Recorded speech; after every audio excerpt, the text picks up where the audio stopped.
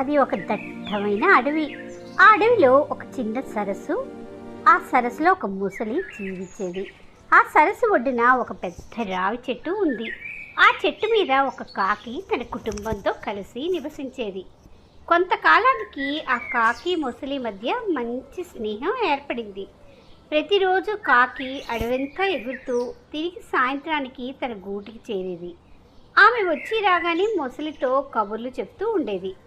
ఒకరోజు అదే చెట్టుపై నివసించే మిగిలిన పక్షులు కాకిని పిలిచి అడిగాయి, మనమంతా పక్షుల జాతికి చెందిన వాళ్ళం, ముసలి మాత్రం మృగజాతికి చెందిన జంతువు, పైగా అది క్రూర మృగం, దాంతో నీకు స్నేహం ఏమిటి అని ప్రశ్నించాయి. అప్పుడు కాకి నవ్వుతూ అంది, స్నేహానికి జాతి సంబంధం ఉండదు, మంచి మనసుంటే ఎవరితోనైనా స్నేహం చేయొచ్చు అని. పక్షులు సరే బాబు నీ ఇష్టం, రేపు ఏదైనా కష్టం వస్తే మమ్మల్ని అడక్కు అని చెప్పాయి. కొన్ని రోజులు ప్రశాంతంగా గడిచింది. ఒకరోజు మొసలి సరస్సు దగ్గర దిగులుగా కూర్చొని ఉంది.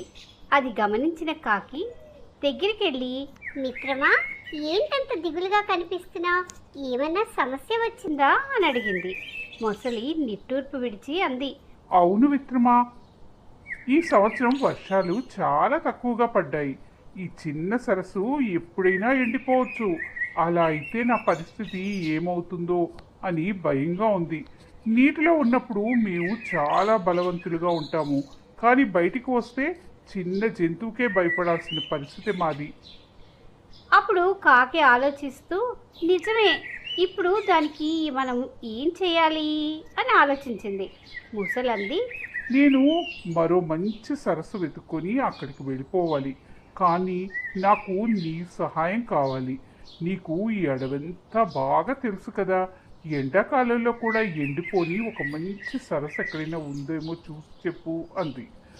అక్కడ నాకు కొద్దిగా ఆహారం, సురక్షితంగా నీరు ఉంటే చాలు అంది.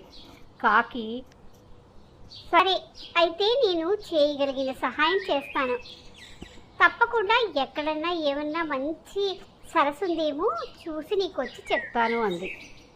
వారి మాటలు దూరం నుండి గమనిస్తున్న ఒక కుందేలు కాకిని పిలిచి ఇలా అంది, అది క్రూర జంతువు, దాన్ని ఎక్కడికైనా తీసుకెళ్తే అక్కడ జంతువుల్ని తినేస్తుంది, అప్పుడు ఆ జంతువులన్నీ నిన్నే తప్పు పడతాయి అని చెప్పింది. కాకి కొంచెం సందేహంలో పడింది.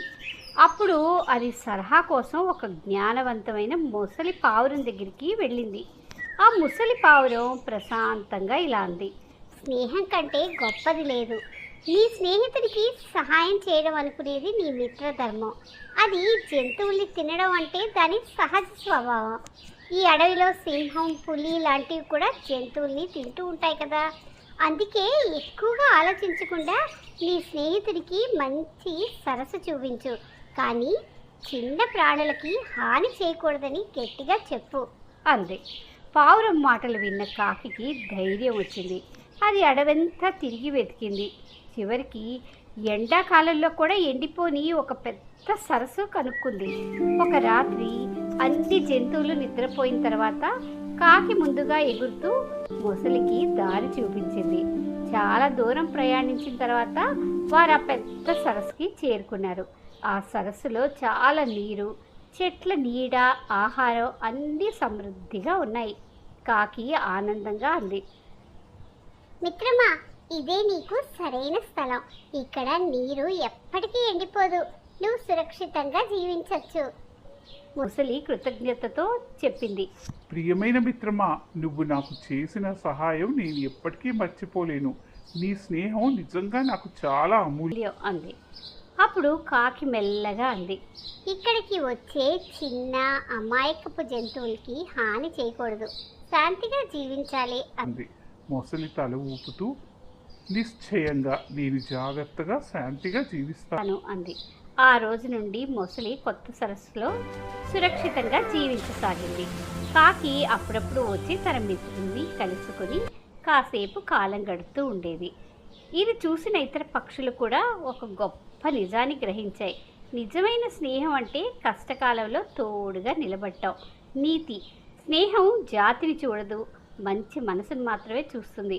నిజమైన స్నేహితుడు కష్టంలో సహాయం చేస్తాడు.